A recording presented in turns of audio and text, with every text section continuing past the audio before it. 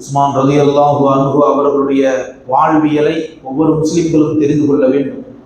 காரணம் என்னவென்றால், பெருமானார் ரசூல் ஸல்லல்லாஹு அலைஹி வஸல்லம் அவர்களால் சுவனவாதி என்று அடையாளம் காட்டப்பட்டவர்கள் உஸ்மான் ரலியல்லாஹு.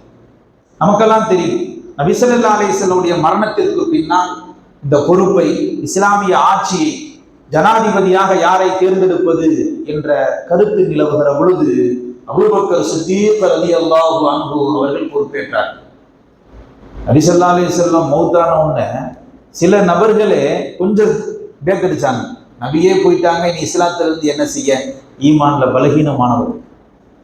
அப்பொழுது சூழலிக்கப்பட்டது. நபி ஸல்லல்லாஹு அலைஹி வஸல்லம் மனிதர்கள் வந்தார்கள், அல்லாஹ்வை பற்றி உண்டான ஞானத்தை கொடுத்தார்கள், திருக்குரானை கொடுத்தார்கள். அவர்களுக்கும் மரணம் உண்டு. ஆனால் இதை காரணம் காட்டி இஸ்லாத்தை விட்டு வெளியேறிவிடக் கூடாது என்று அன்றைக்கு அந்த மூத்த சஹாபாக்கள் ஒட்டுமொத்த இஸ்லாமிய சமூகத்தையும் ஒன்று சேர்த்தார்.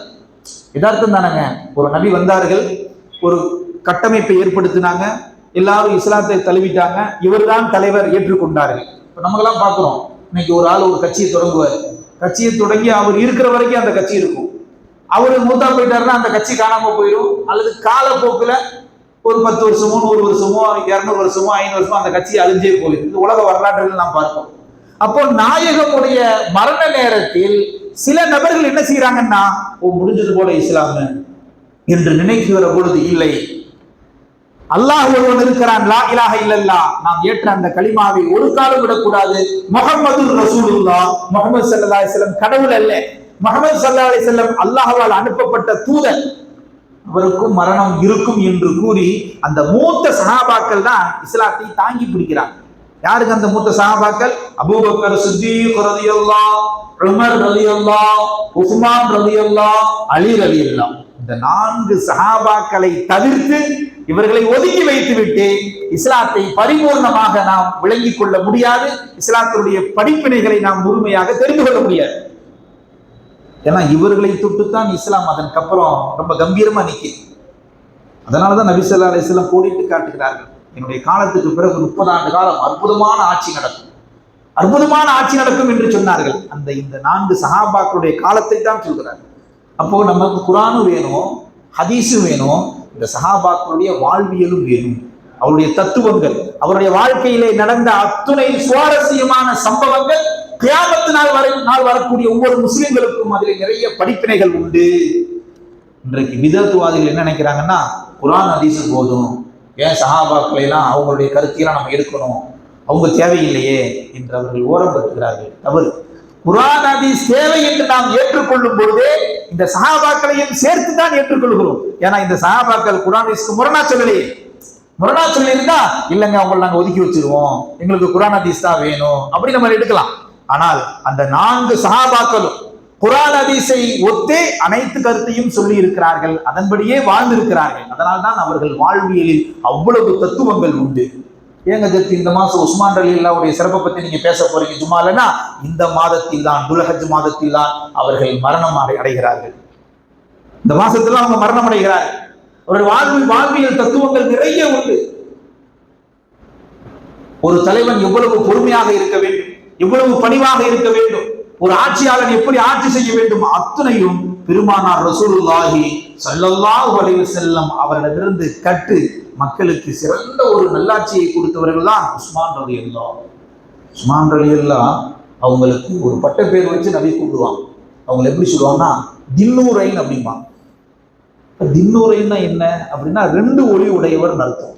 அந்த சஹாபியை மாத்திரம் பெருமானார் சொல்லுவார்.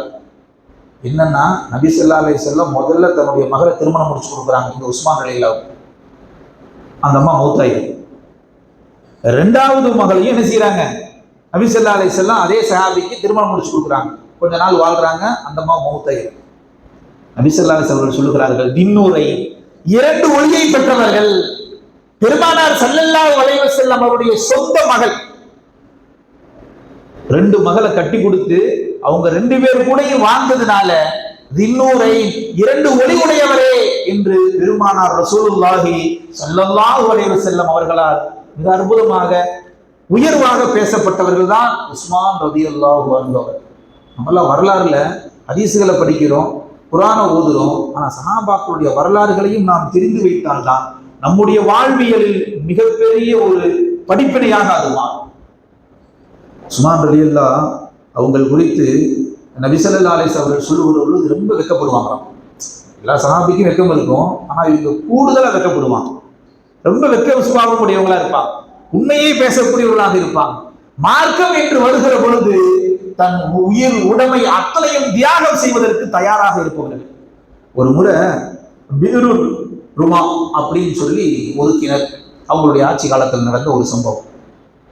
ஒரு கிணறு, அந்த கிணத்துல தான் நிறைய தண்ணி வந்தது, மக்கள் அதெல்லாம் பயன்பாட்டுக்கு எடுத்துட்டு இருக்கிறாங்க. கொஞ்ச நாள் போன உடனே அந்த கிணத்தினுடைய உரிமையாளர் ரேட்டை ஏற்றிடுறார். ஏன்னா பஞ்சமானதுன்னு தெரியுது, தண்ணீர் பற்றாக்குறைன்னு தெரியுது, எல்லா மக்களும் நம்ம கிணத்தை நம்பிதான் இருக்கிறாங்கன்னு தெரியுது. அந்த கிணற்று உரிமையாளர் யூத பையன் என்ன செய்யறான்னா, நேரத்தை அனுசரித்து ரேட்டை ஏற்றிட்டான். இதை பார்த்தா மக்களுக்கு ரொம்ப அவதியா இருக்கு, வாங்கவும் முடியல, அவங்களுக்கு பயன்படுத்தவும் வேணும். மிகப்பெரிய மக்கள் சிரமத்திற்கு உள்ளான பொழுது உஸ்மான் ரலியல்லாஹு அன்ஹு அவங்க நேரம் அந்த யூதன்கிட்ட போறாங்க, போய் பேசுறாங்க. யூதரே, நீங்க அந்த கிணறு வச்சிருக்கீங்க இல்லையா, அதை விலைக்கு கொடுங்க. அது எப்படிங்க நான் விலைக்கு கொடுக்க முடியும், அதுதான் நமக்கு சம்பாரிச்சு கொடுத்துக்கிட்டே இருக்கேன், அதை விலைக்கு கொடுத்தா அது சரியா வராது அப்படின்னு சொல்லும் பொழுது அந்த யூதனை எப்படிலாம் பேசி சரிப்படுத்துறாங்க பாருங்க. நான் முழு பணத்தையும் கொடுத்துட்றேன், அந்த கிணத்துக்கு என்னவோ என்ன ரேட்டோ முழு பணத்தையும் கொடுத்துட்றேன், ஆனா எனக்கு பாதி உரிமை கொடுத்தா போதும். உரிமை உனக்கும் பாதி எனக்கும் பாதி, ஆனா ரேட்டு வந்து கேஷ் ஃபுல்லா கொடுத்துருக்கணும், உரிமையில வந்து எனக்கு பாதி கொடுத்தா போதும். உடனே அவனுக்கு கொஞ்சம் ஆசை வந்துருச்சு, ஆஹா ஃபுல் ரேட்டு கொடுத்து எடுக்கிறாரு, பாதி உரிமை தானே கேட்கிறாரு, மீதி உரிமை பாதி நமக்கு இருக்குதுல்ல அப்படின்னு சொல்லி அந்த ஒப்பந்தத்திற்கு அவன் ஏற்றுக்கொள்கிறான், காசை ஃபுல்லா வாங்கிடுறான். சரி, உரிமை எப்படி அப்படின்னா, ஒரு நாள் யூதன் பயன்படுத்திக்கிறணும், அதை மக்களுக்கு வித்துக்கிடுவான், காசு கொடுத்து வித்துக்கிடுவான். இன்னொரு நாள் உஸ்மான் ரலியல்லாஹு அன்ஹு அவர்கள் பயன்படுத்தணும். நல்ல கிணறு தண்ணி நல்ல ஊத்து வந்துகிட்டே இருக்கு, மக்கள் இத்தனை மக்கள் பயன்படுத்துறாங்க இல்லையா, நல்ல ஊத்து வரக்கூடிய கிணறு. அப்போ ஒரு நாள் யூதன் அவன் என்ன செய்வானா, மக்களுக்கு வியாபாரம் பண்ணுவான், இத்தனை குடம் அத்தனை குடம் வியாபாரம் பண்ணிக்கிட்டு இருப்பான். உஸ்மான் ரலியல்லாஹுடைய நாள் அடுத்த நாள் வந்த உடனே உஸ்மான் அதே மக்களுக்கு ஃப்ரீயா கொடுத்தான். அதனால மக்கள் காசு கொடுத்து வாங்குறது குறைஞ்சு ஃப்ரீயா என்னைக்கு கிடைக்குதோ அன்னைக்கு போய் என்ன செய்வாங்க, கூட்டம் கூட்டமா போய் ஃப்ரீயா தூக்கிட்டு வந்துடுவாங்க. இதை பார்த்தா யூதன், என்ன வியாபாரம் ரொம்ப டல் அடிக்குது, நீங்க ஃப்ரீயா கொடுக்கறதுனால நமக்கு இன்னும் சில்லறை சேர மாட்டேங்குதே அப்படின்னு வருத்தத்தில் இருக்கும்போது, இது தெரியும் இல்லையா உஸ்மான் ரலியல்லாஹுக்கு, திரும்பவும் யூதன்கிட்ட போறாங்க. யூதனை, இப்ப நான் கேட்கிறேன், உனக்கு வியாபாரம் நல்லா தானே இருக்கு? ஆமாங்க. சரி, இன்னும் மீதி தொகையும் கொடுத்து நான் முழுமையாக கிணற்றை நான் பெற்றுக்கொள்கிறேன். அப்படியா, வியாபாரமும் டல் அடிக்குது, மீதி பணத்தையும் தர்றேன்னு சொல்றாரு. உதாரணத்துக்கு ஏற்கனவே 10,000 ரூபாய் கொடுத்துட்டாரு இல்லையா, அந்த கிணத்துக்கு 10,000 ரூபாய் தான், 10,000 ரூபாய் கொடுத்துட்டாரு, மீண்டும் வந்து இன்னும் 5,000 ரூபாய் தர்றாரு அப்படின்னு சொன்னா, உதாரணத்துக்கு சொல்றேன், அப்ப யாராவது வாங்காம இருப்பாங்களா? யூதன் சரிங்க அப்படின்ட்டான். பிறகு பாதி தொகை கொடுத்து அந்த கிணற்றை வாங்கி முழுமையாக அந்த கிணறை வக்ஃப் செய்கிறார்கள் உஸ்மான் ரலியல்லாஹு அன்ஹு அவர்கள் என்ற வரலாற்று செய்தியை நாம் பார்க்கிற பொழுது யோசித்து பார்க்கிறோம், எவ்வளவு தூரம் இந்த மக்களுக்காக மார்க்கத்திற்காக அத்தனையும் கொடுக்க தயாரானவர்கள். இரண்டாவது, சஹாபாக்களே பணக்கார சஹாபியார்னா உஸ்மான் ரலியல்லாஹு, அபூபக்கர் ரலியல்லாஹு பெரிய வசதி கிடையாது, உமர் ரலியல்லாஹு பெரிய வசதி கிடையாது, அலி ரலியல்லாஹு பெரிய வசதி கிடையாது. இந்த 4 சஹாபாக்கள் தான் 4 தூண் இஸ்லாத்துல, ஒரு மிகப்பெரிய 4 தூண் அவங்க. அதுல உஸ்மான் ரலியல்லாஹு அன்ஹு அவர்கள் மிகப்பெரிய பணக்காரர், செல்வந்தர். அதனால மார்க்க ரீதியாக ஏதாவது ஒண்ணு அப்படின்னு சொன்னா அதிகமாக குடை கொடுப்பவர்கள் உஸ்மான் ரலியல்லாஹு அன்ஹு அவர்களாக தான் இருப்பார். இரண்டாவது, மிகப்பெரிய வியாபாரி. மதீனாவுல உஸ்மான் ரலியல்லாஹுடைய காலத்துல அவங்களுக்கு வந்து நிறைய வெளிநாடுகள்ல இருந்து வியாபார சரக்கு வரும், இவங்களும் பல சரக்குகள் அனுப்புவாங்க, பெரிய வியாபாரி. அந்த நேரத்தில் மதீனாவில் கடுமையான பஞ்சம் வந்து, பஞ்சம் வந்த உடனே வெளிநாட்டிலிருந்து வியாபார சரக்கு, அதாவது உணவுப் பொருட்கள் என்ன செய்யுது, மூட்டை மூட்டையா வருது, மதீனாவுக்கு வருது. யார்கிட்ட வருது? உஸ்மான் ரலியல்லாஹுடைய வியாபார ஸ்தலத்துக்கு வருது அப்படின்னு தெரிஞ்ச உடனே அந்த பகுதியில் இருக்கக்கூடிய வியாபாரிகள்லாம் புறப்பட்டான் உஸ்மான் ரலியல்லாஹு ரேட்டு பேசுறது. என்னங்க, வர்ற வியாபார பொருள் உங்களுக்கு தான் வருது, அந்த நாட்டில இருந்து வருது, என்ன விலை சொல்றீங்களோ சொல்லுங்க, நான் டபுளா தரேன். உஸ்மான் ரலியல்லாஹு சொன்னாங்க, இல்ல முதல்ல சரக்கு வரட்டும் பார்த்துக்கிடலாம். அந்த வியாபாரி விடுற மாதிரி இல்லை, பாய் நாங்கள் ட்ரிபிளா தர்றோம், 3 மடங்கு தர்றோம், 4 மடங்கு தர்றோம், 5 மடங்கு தர்றோம் அப்படின்னு சொல்லி உஸ்மான் ரலியல்லாஹு அன்ஹு அவங்கள்ட்ட ஆசை வார்த்தை காட்ட காட்ட உஸ்மான் ரலியல்லாஹு முடிவு பண்ணிட்டாங்க, இவங்க சும்மா போக மாட்டானோ போல, எப்படியாவது சரக்கை வாங்கி தான் போகணும் போலன்னு ஒரே வார்த்தைறாங்க. வருகிற சரக்கு விற்பனைக்கு அல்ல, கடுமையான பஞ்ச சூழ்நிலை, மக்கள் எல்லாம் உணவுக்காக வேண்டி தவித்துக் கொண்டிருக்கக்கூடிய இந்த சூழ்நிலையில் வருகிற அத்துணை உணவு பொருட்களையும் நான் ஏழை எளிய மக்களுக்கு இலவசமாக கொடுத்திருக்கிறேன். அதனால் வியாபாரிகளே, என் வீட்டு படி நீங்கள் ஏற வேண்டாம், வர்ற சரக்கு வியாபாரத்திற்கு இல்லை என்று ரொம்ப அழுத்தமா சொல்லிடுறான். ரொம்ப அழுத்தமா. உடனே வந்த வியாபாரிகள் எல்லாம் வெறுமையோட போயிடுறாங்க.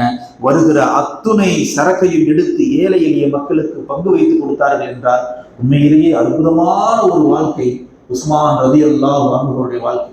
ஏழை மக்களுக்காக வேண்டி அவ்வளவு செய்வார். மார்க்கமா தபூக்குடைய போர் வருது. தபூக்குடைய நேரத்துல நபி ஸல்லல்லாஹு அலைஹி வஸல்லம் கையில காசு இல்லை, போர் செஞ்சாகணும். சஹாபாக்களுக்கு அறிவிக்கிறாங்க, உங்களால் இயன்றதை கொண்டு வாருங்கள் என்று சொல்லுகிற பொழுது ஒவ்வொரு சஹாபாக்களும் அவர்களால் இயன்றதை கொண்டு வந்து கொடுத்தார்கள். உஸ்மான் ரலியல்லாஹு வரலாற்றிலே எழுதப்படுகிறது, பல நூறு ஒட்டகங்களையும் பல நூறு குதிரைகளையும் கொண்டு வந்து கொடுத்து அதோடு பல தங்கங்களையும் கொண்டு வந்து கொடுத்தார்கள் என்ற செய்தியை ஹதீஸ் ஷரீஃப் மூலமாக பார்க்கப்படுகிறது. மார்க்கம் என்று வந்தாலும் அவ்வளவு செலவு செய்வார், மக்கள் என்று வந்தாலும் அவ்வளவு இறக்கப்படக்கூடிய அற்புதமான முன்னோடியான ஒரு அற்புதமான தலைவர் உஸ்மான் ரலியல்லாஹு. அவருடைய வாழ்வியல் சரித்திரத்தெல்லாம் தெரியும். அம்மா யாரு, சஹாபி யாரு, அபூபக்கர் ரலியல்லாஹு, உமர் ரலியல்லாஹு, உஸ்மான் ரலியல்லாஹு, அலி ரலியல்லாஹு, அதோடு போய்விடுவதல்ல. அதை தாண்டி அவருடைய வாழ்வியலில் ஏற்பட்ட நிகழ்வுகள் நமக்கு படிப்பினை, நமக்கு மாத்திரமல்ல கியாமத் நாள் வரை வரக்கூடிய மக்களுக்கு. குர்ஆன் ஹதீஸ் அதோடு இஸ்லாம் இருக்கல, குர்ஆன் ஹதீஸோடு சஹாபாக்களுடைய வாழ்வியலும் நாம் புரட்டி பார்க்க வேண்டும். ஏன்னா சஹாபாக்கள் வாழ்வியல் குர்ஆன் ஹதீஸுக்கு முரண் கிடையாது. இவங்க நல்லா புரிஞ்சுக்கணும். இப்ப விதத்துவாதிகள் என்ன சொல்லுவாங்கன்னா, சுன்னத் ஜமாத்துக்கு அகைன்ஸ்டா இருக்கிறவன் குர்ஆனும் போதுங்க ஹதீஸ் போதுங்க, இது ரெண்டு தானுங்க நமக்கு மெயினா அப்படிமா. ஆனா அதே குர்ஆன் ஹதீஸை தான் சஹாபாக்கள் போதித்தார்கள், அதன்படி வாழ்ந்தார்கள். சாட்சி யாருங்க? பெருமானார் தான் சாட்சி. பெருமானார் சொன்னார்கள், உஸ்மான் ரலியல்லாஹு சுவனவாதி. உஸ்மான் ரலியல்லாஹு சுவனவாதின்னு பெருமானார் சொல்லிட்டாங்கன்னா அப்ப அவங்க நரகத்துக்கு போவாங்க. ஒரு சுவனவாதியை பின்பற்றினா தானங்க நமக்கு நேரடி அல்லாஹ் ரசூலையா பார்த்தோம். நல்லவர்களை பின்பற்றுகிறோம், அந்த நல்லவர்கள் தொகுத்த திருக்குர்ஆனை பின்பற்றுகிறோம், அந்த நல்லவர்கள் சொன்ன புகாரி போன்ற ஹதீஸ்களை பின்பற்றுகிறோம் தானே. சஹாபாக்களை ஓரம் கட்டிவிட்டு வெறும் குர்ஆன் ஹதீஸ் போதும் போதும் சொல்றது ஒரு நகைப்புடையது தான். ஏன்னா அந்த சஹாபாக்கள் ஒரு காலம் குர்ஆன் ஹதீஸிற்கு அகைன்ஸ்டாக அவர்கள் இருந்ததில்லை, இருக்க மாட்டார்கள். அப்ப அவர்கள் ஆரம்பித்த சின்ன சின்ன விஷயங்கள், மக்களுக்கு தேவையான விஷயங்களை நாம் பின்பற்றலாமானா கண்டிப்பா பின்பற்றலாம். ஏன்னா அந்த உஸ்மான் ரலியல்லாஹுடைய காலத்துல ஏற்படுத்தப்பட்டதுதான் அந்த ஜும்மாக்கு 2ஆம் பாங்கு. சுன்னத் ஜமாத் பள்ளிவாசல்ல தான் போய் 2 பாங்கு சொல்லுவாங்க. ஒன்னும் மைக்கில் ஒரு பாங்கு சொல்லுவாங்க, 2வது இங்க இமாம் ஏறி மெம்பர்ல உட்கார்ந்ததுக்கு அப்புறம் மோதினார் வந்து இன்னொரு பாங்கு சொல்றாரு இல்லையா, அல்லாஹு அக்பர் அல்லாஹு அக்பர் அப்படி சொல்றாரு இல்லையா, அஷ்ஹது அல்லா இலாஹா இல்லல்லாஹ். இது பெருமானார் காலத்துல இல்லை, அன்னைக்கு தேவை இல்லை. ஏன்னா அன்னைக்கு கூட்டம் கம்மி. ஒரு ஏலான் பண்ணுவாங்க கடை வீதியில, மதீனா உடைய பஜார்ல எப்படி ஏலான் பண்ணுவாங்க, அல்லாஹு அக்பர் அல்லாஹு அக்பர். ஜும்மாக்கு ஒரு பாங்கு சொன்ன உடனே எல்லாம் ஓடோடி வந்துருவாங்க, தெரிச்சு வந்துருவாங்க, பாங்கு சொல்லியாச்சு. காலங்கள் செல்லுது. நபி ஸல்லல்லாஹு அலைஹி வஸல்லம் மரணத்திற்கு பிறகு பல ஆண்டுகள் கழிக்கிற பொழுது ஆங்காங்கே இஸ்லாமிய பெருமக்கள் அதிகமாகிறாங்க, ஜனத்தொகை ஜாஸ்தியாகுதுங்க. இப்போ உஸ்மான் ரலியல்லாஹு பார்க்கறாங்க, சரியான முறையில அறிவிப்பு கிடைக்கல மக்களுக்கு, சரியான முறையில அறிவிப்பு மக்களுக்கு போய் சேரலங்கிற போது இன்னொரு பாங்கு சொல்லுங்க. பாங்குங்கிறது வந்து அறிவிப்பு தான், அதுல வேற ஒண்ணுமே இல்லை, அறிவிப்பு தான். அது அது தொழுகை அல்ல, தொழுகைக்கு உண்டான அறிவிப்பு. அந்த அறிவிப்பு தேவைப்படுகிற பொழுது கூட்டிக் கொள்வதில் தவறில்லை என்பதைத்தான் உஸ்மான் ரலியல்லாஹுடைய காலத்தில் ஏற்படுத்துறாங்க. தொழுகையில 5 நேரம் ரசூலா சொல்லிட்டு போனாங்க, உஸ்மான் ரலியல்லாஹு 6 நேரம் தொழுக சொன்னாங்கன்னா தப்பு. என்னங்க ரசூலா சொன்னதுக்கு மேல தொழுவீங்களேங்க. அல்லாஹ் வந்து ஜகாத்தை 2.5% கொடுக்க சொல்லியிருக்கான், உஸ்மான் ரலியல்லாஹு 3.5 ஆக்க சொல்றாங்க, நல்லது தானே, 3.5 கொடுத்தா என்ன அப்படின்னு சொல்லி அடிப்படையில கை வச்சிருந்தா அந்த சஹாபாக்களை நம்ம ஏத்துக்க மாட்டோம், அந்த சஹாபாக்கள் செய்யவும் மாட்டாங்க. அடிப்படையை மாற்றுவதற்கு அல்லாஹ் ரசூலை தவிர எவருக்கும் அதிகாரம் கிடையாது. ஆனால் அதே சமயத்திலே அறிவிப்பு என்று வருகிற பொழுது மக்களின் தேவையை நாடி சில நல்ல காரியங்களை சஹாபாக்கள் ஏற்படுத்துகிறார்கள் என்றால் அதை ஒரு காலம் மறுக்காமல் பின்பற்ற வேண்டும். அதனாலதான் 1400 வருடத்தை கடந்து இன்னைக்கு 2 பாங்கு டபுள் பாங்கு சொல்லப்படுது சுன்னத் ஜமாத் பள்ளிவாசல். உலகத்துல எங்கெங்கெல்லாம் அவர்கள் சுன்னாவுடைய கொள்கையில் இருக்கிறார்களோ அத்துணை நபர்களும் இதை ஃபாலோ பண்ணிட்டே இருக்கிறாங்க. இப்போ உஸ்மான் ரலியல்லாஹு ஒன்னு ஆரம்பிச்சாங்க அப்படின்னு சொன்னா அது ஏதோ போற போக்கு ஒரு பாய் ஆரம்பிச்சுட்டு போனாருங்க, அதெல்லாம் செய்ய வேண்டிய அவசியம் இல்லைங்க, எனக்கு குர்ஆன் ஹதீஸ் தாங்க முக்கியம் அப்படின்னு போற போக்குல ஒரு நபர் ஏற்படுத்திய காரியம் அல்ல. இப்ப நம்ம ஒண்ணு சொல்றோம், அப்பா இது நல்ல விஷயம் செய்யுங்க அப்படின்னா அப்படியே பார்க்கணும், அஜித்தான் அஜித்து நீங்க சொல்றீங்க, நான் குர்ஆன் ஹதீஸ் போதுங்க அஜித்து, நான் அதை பின்பற்றிக்கிறேன், நீங்க சொல்றது புதுசா இருக்கு அப்படின்ட்டு போற விஷயம் அல்ல உஸ்மான் ரலியல்லாஹு அன்ஹுடைய விஷயம். காரணம் உஸ்மான் ரலியல்லாஹு சுவனவாதி என்று அறிவிப்பு செய்யப்பட்டவர். இப்ப அல்லாஹ் நம்மளை பழி வாங்குவானாங்க, அவரை சுவனவாதி ஆக்கிட்டு அவர் கொண்டு வந்த நடைமுறையை நம்ம பின்பற்றுறதுனால நம்ம நரகத்துக்கு தள்ளுவானா? இது அல்லாஹ் செய்யற மோசடி ஆயிடும், நவுதுபில்லாஹ். இல்லையா? இதெல்லாம் ஏன் சொல்றேன்னா விளங்குறதுக்காக சொல்றேன். என்னத்தை சொன்னாலும் புரிய மாட்டேன், என்னத்தை சொன்னாலும் இல்லைங்க எனக்கு குர்ஆன் ஹதீஸ் தாங்க. சஹாபாக்கள் யாரு குர்ஆன் ஹதீஸ் ஆப்போசிட்டாக நின்றாங்க, இல்ல குர்ஆன் ஹதீஸ் வேணாம்னு சொன்னாங்களா? குர்ஆன் ஹதீஸ் அடிப்படையில் வாழ்ந்தவர்கள் சஹாபாக்கள். அந்த சஹாபாக்களை ஏற்க மாட்டேன் என்பது ஒரு கட்டத்தில் குர்ஆனையும் ஹதீஸையும் நீ மறுப்பதற்கு சமமாகும். தேவைப்படுகிற பொழுது இந்த உம்மாவிற்கு என்ன கொடுக்கணுமோ அதை சஹாபாக்கள் ஆணைத்தரமாக செய்து சென்றிருக்கிறார்கள். அதில் ஒன்றுதான் ஜும்மாவுல 2 பாங்கு என்பது. 2 பாங்கு சரியா இருக்கிறதுனால இன்ன வரைக்கும் நம்ம சொல்றோம் ரசூலுல்லாஹ் காலத்துல 2 பாங்கு கிடையாது. நான் திரும்பவும் சொல்றேன், தொழுகையில் அவங்க அதிகப்படுத்தல, ஜக்காத்தில் அதிகப்படுத்தல, தொழுகையினுடைய அறிவிப்பில் அதிகப்படுத்துறாங்க. அது தேவை மக்களுக்கு, அவங்களுக்கு ரொம்ப தூரத்தில் இருக்கிறாங்க, அவங்களால வர முடியாது, ஃபர்ஸ்ட் ஒரு அறிவிப்பு, 2வது ஒரு அறிவிப்பு என்ற அடிப்படையில் துவங்கப்பட்டதே ஒழிய இன்றைக்கு ஒரு பிதத்வாதி சொல்றான் குர்ஆன் ஹதீஸ் தாங்க வேணும், உஸ்மான் ரலியல்லாஹு காலத்துல பிதத்தை ஏற்படுத்திட்டு போயிட்டாருங்க. என்னங்க பிதத்தை ஏற்படுத்தினாரு? ரசூலுல்லாஹ் 1 பாங்கு சொன்னாங்க, 2 பாங்கு சொல்லிட்டாருங்க, அப்ப பிதத்வாதிங்க. என்ன சொல்ல வர்றான்னா பிதத்வாதிகளை நரகத்துக்கு போவாங்க. அவங்க நம்ம கோட் பண்றது விஷயம் என்னன்னா பிதத்வாதிகளை நரகத்துக்கு போவாங்க. அப்ப அவன் சொல்லாம சொல்றான், இல்ல சொன்னா நம்ம எல்லாம் டென்ஷன் ஆகும் தெரியும், அதனால பிதத்வாதிகள் எல்லாம் நரகத்திற்கு செல்வார்கள். அப்ப அவருங்க அது நீங்க முடிவு பண்ணிக்கீங்க அப்படின்னு சில வகாபி வாயை திறந்து அந்த நாட்டை வாயிலே பேசிடுறான், அவங்களும் நரகத்துக்கு தான் போகணும், எதுக்கு குர்ஆன் ஹதீஸ் அகைன்ஸ்டா நடந்தாங்க அறிவில்லாமல் சொல்லி விடுகிறார்கள். சில இளைஞர்கள் அதை என்ன செஞ்சிடறாங்க, நம்பி அவர் சுன்னாவை பொய்யாக ஆக்கிவிட்டு அவர்கள் சொல்வதை நம்பி விடுகிறார். அதுல ஏன் சொல்றேன்னா இந்த மாசம் உஸ்மான் ரலியல்லாஹு அன்ஹு அவர்கள் மரணித்த மாதம். நான் திரும்ப ஞாபகப்படுத்துகிறேன், அவருடைய வாழ்வியல் தத்துவங்கள் இந்த உம்மத்திற்காக வேண்டி செய்து காட்டிய மிகப்பெரிய விஷயங்கள் அத்தனையும் நமக்கு படிப்பினை. அவர்களை பின்பற்றுபவர்கள் உண்மையிலேயே சுவர்க்கவாதி. காரணம் பெருமானாரால் அடையாளப்படுத்தப்பட்டவர்கள். நபி ஸல்லல்லாஹு அலைஹி வஸல்லம் சொல்லுவாங்க, பத்ர்ல எந்தெந்த சஹாபாக்கள் 313 தானே, இந்த பத்ர் சஹாபாக்கள் பாவமே செஞ்சாலும் பாவம் செய்ய போறதில்ல, சஹாபாக்கள் பாவமே செஞ்சாலும் அல்லாஹ் மன்னிச்சுட்டான். இது எவ்வளவு பெரிய சர்டிபிகேட் இல்லையா? அவங்க பாவமே செஞ்சாலும் அல்லாஹ் மன்னித்தவர்கள் எங்க போகிறான்? சொர்க்கத்துக்கு. அப்புறம் பிரத்யேகமா பெருமானார் ரசூல் ஸல்லல்லாஹு அலைஹி வஸல்லம் முபஷ்ஷரா 10 சஹாபாக்கள், 4 லட்சம் சஹாபாக்கள் இருந்தாலும் 10 சஹாபாக்களுக்கு சொர்க்கத்தை கொண்டு நான் நன்மாராயணம் கூறுகிறேன், அவங்க எல்லாம் சொர்க்கவாதின்னு டிக்ளேர் பண்ணியாச்சு, அதை மாற்றவே முடியாது. அந்த பட்டியலில் 3வது வர்றது யாருங்க? உஸ்மான் ரலியல்லாஹு. அப்ப அவர்கள் ஏற்படுத்திய அந்த பிதஅத் கியாமத் நாள் வரை வரக்கூடியவர்கள் பின்பற்றுவது சுவனவாதியினுடைய அடிச்சுவடை பின்பற்றித்தான் செல்கிறாரே ஒழிய ஒரு காலம் குர்ஆன் ஹதீஸுக்கு மாற்றம் அல்ல. அப்பேற்பட்ட உஸ்மான் ரலியல்லாஹு அன்ஹுடைய வாழ்வியல் ஏற்பட்ட அத்துணை தத்துவங்களை பின்பற்றி நடக்கக்கூடிய நல்ல வாய்ப்பாக இல்லாமல் அல்லாஹ் நம் அத்தனை நபர்களுக்கும் அருள் புரிவானாக. வாஹிரு தாவானா அனில் ஹம்துலில்லாஹி ரப்பில் ஆலமீன்.